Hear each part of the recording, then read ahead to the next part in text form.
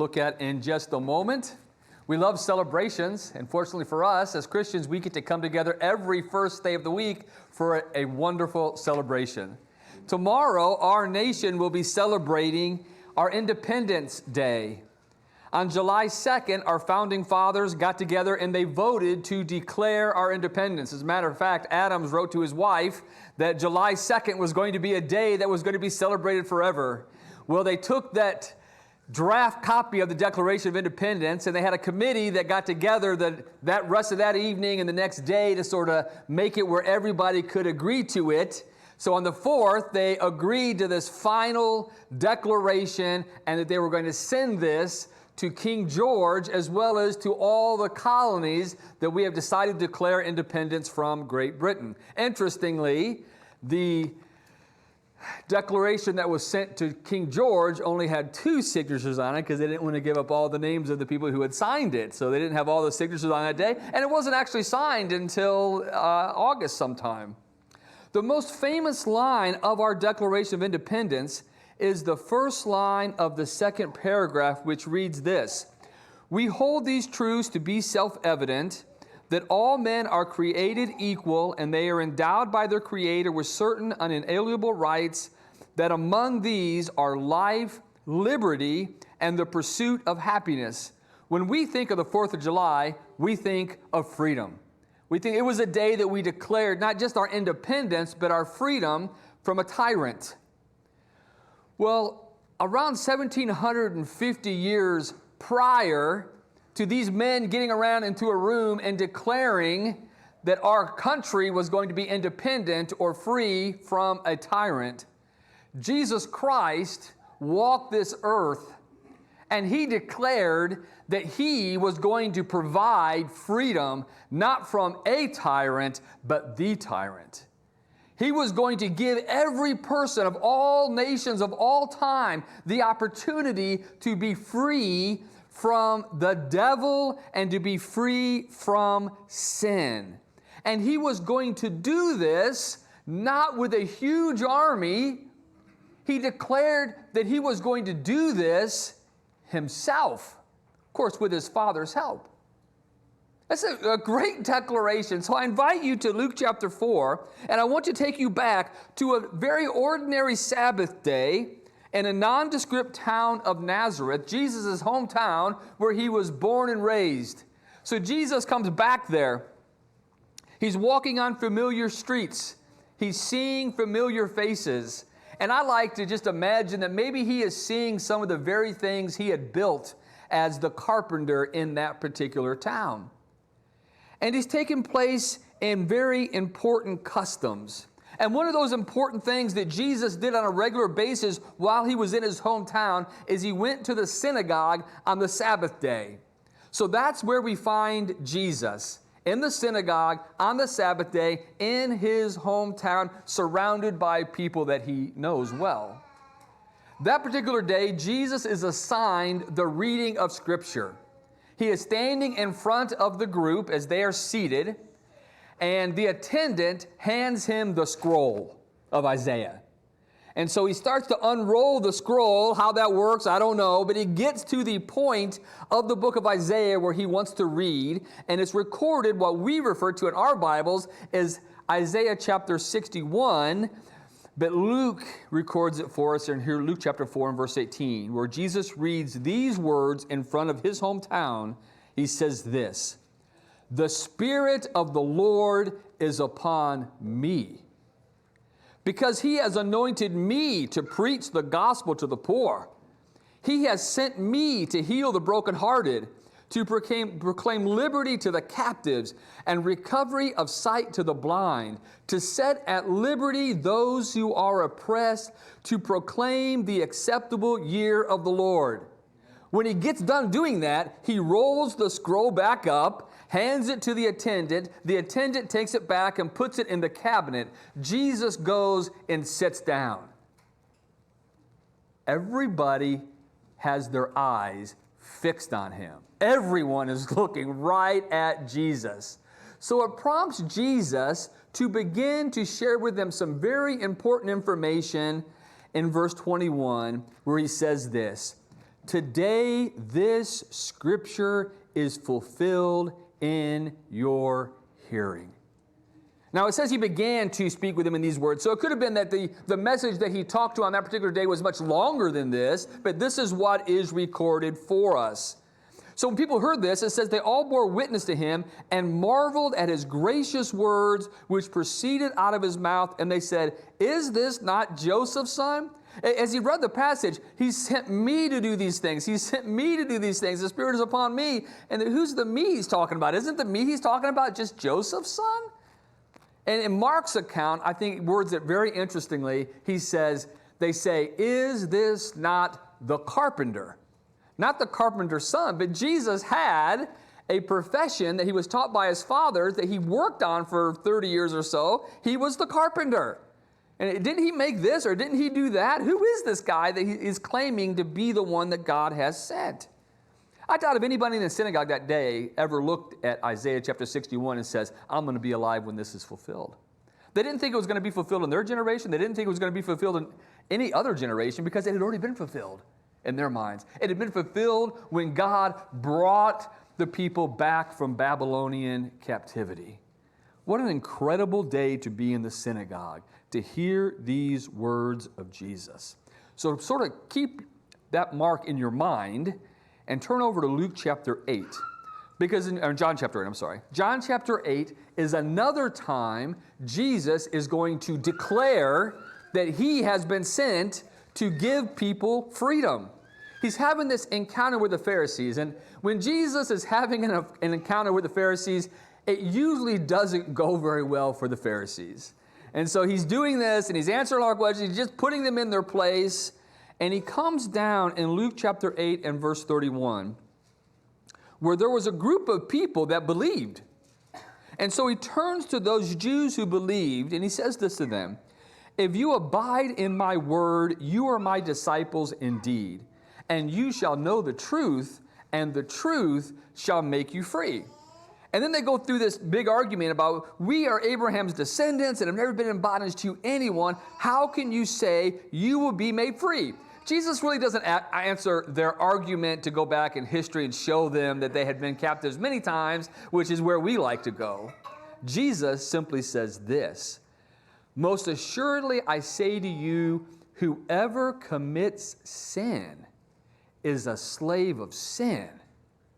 See how Jesus doesn't, who cares if your ancestors have been enslaved to another nation or not? That's irrelevant. The relevant point is, all of you are slaves of sin. All of you belong to the devil. That's where I come in. And a slave does not abide in the house forever, but a son abides forever. And then in verse 36, if the Son makes you free, you shall be free indeed. So Jesus says, I'm the Son of God. I am going to make you free, and you will be free not from opposing nations that might be able to take away some of your personal freedoms, but I'm going to set you free from a tyrant who is taking care or brought you into captivity to sin. And then he makes that famous statement a little bit later where he says, before Abraham was, I am, declaring to them, I have always had the power to release people from sin because I am God. And then the next chapter, he goes on to demonstrate that he has this power by healing a blind man. So really, he's showing this right all the way, that I have the power to do this, and he's given them time and time and time to believe it. Go ahead and turn over to Mark chapter 14. Because I want to break down with you briefly this unique and powerful and successful strategy Jesus used to free us from the devil. And if our founding fathers had had such a strategy, we would have lost. It starts with Jesus refusing to call reinforcements. You think about a battle where reinforcements did not show up, my mind automatically goes to the Alamo. That they asked for reinforcements. Reinforcements was never part of the plan, so they didn't send them, and it was a total devastating thing. So Jesus, militarily, you would say, the best thing to do is call for reinforcements. Jesus had at his disposal the greatest reinforcements there possibly could ever be, the angels of heaven, right? He doesn't call them. And the one person that he had with him that seemed to be willing to fight, maybe we would call him, this is his greatest potential general, takes out his sword, cuts off a man's ear, and Jesus rebukes him and says, put the sword back. Those who take up the sword die by the sword. Then Jesus heals the enemy. This doesn't sound like a very good plan so far. After he heals the enemy, he negotiates terms basically of the freedom of his disciples. You didn't come after them, you came after me. And he didn't release his disciples with sort of a wink and a nod saying, all right, go back, the reinforcements are somewhere else. Go back and get all the weapons, go back and get all the reinforcements, come to Jerusalem and save me later. No, when his people left, they actually abandoned him. Mark chapter 14 and verse 48 says this, and Jesus answered and said to them, have you come out as against a robber with swords and clubs to take me? I was daily with you in the temple teaching, and you did not seize me. But the scriptures might be fulfilled. Then they all forsook him and fled. So far, the first thing Jesus has done is he has not called reinforcements, and he has gotten rid of all of his army that's on the earth. They have all left him. The next thing he does in securing our freedom is by willingly undergoing bondage. Think about that for a second. In John chapter 18, we see record where they actually take God's Son and they tie him up and they lead him around wherever they want him to go. They want him to go talk to this guy, they just take him. I imagine his hands behind him. I don't know, his hands might be in front of him. They just grab him and they take him wherever they want him to go. They're taking him wherever they want him. He has no ability from an earthly perspective to fight back. John 18 and verse 12 says this, then the detachment of troops and the captain of the officers of the Jews arrested Jesus and bound him, and they led him away to Annas first, for he was the father-in-law of Caiaphas, who was the high priest that year. Now it was Caiaphas who advised the Jews that it is expedient for one man to die for the people. He prophesied. He didn't understand what he was doing. He was the high priest. He prophesied. In this encounter with Annas, Jesus ends up being slapped, and it says they take him bound to Caiaphas. Through this entire process, Jesus is being bound and led around wherever they want him to go, and where we'll see in a minute, where we all know where this leads, eventually he is bound by nails to a cross. What's he doing? This makes no sense, right? From a human, he's losing. There's really no doubt about it from a human standpoint. He's not doing very well here. This strategy cannot work. Third, he then allows himself to be tortured by his enemies. Because you would think now, surely he's going to step in and before there's torture, something's going to happen. But no. Mark chapter 15, we're going to be the rest of our time in the book of Mark. So Mark chapter 15, we see some of the torture that Jesus endures by the hand of his enemies. And the Roman torture made waterboarding seem like a day at the water park. Mark chapter 15 and verse 16 says this, then the soldiers led him away into the hall of the praetorium, and they called together the whole garrison, and they clothed him with purple, and they twisted a crown of thorns, put it on his head, and began to salute him. Hail, King of the Jews! And they struck him on the head with a reed, and they spat on him, and bowing the knee, they worshipped him. And when they had mocked him, they took the purple robe off him, put his clothes on him, and led him away to be crucified. Could you imagine, just for a second, if the British Army had captured all of the signers of the Declaration of Independence, and they've captured George Washington, they've led them right in front of the building where they met to approve the Declaration, and they beat them in the public square, it would be over. It would be the end of that, right?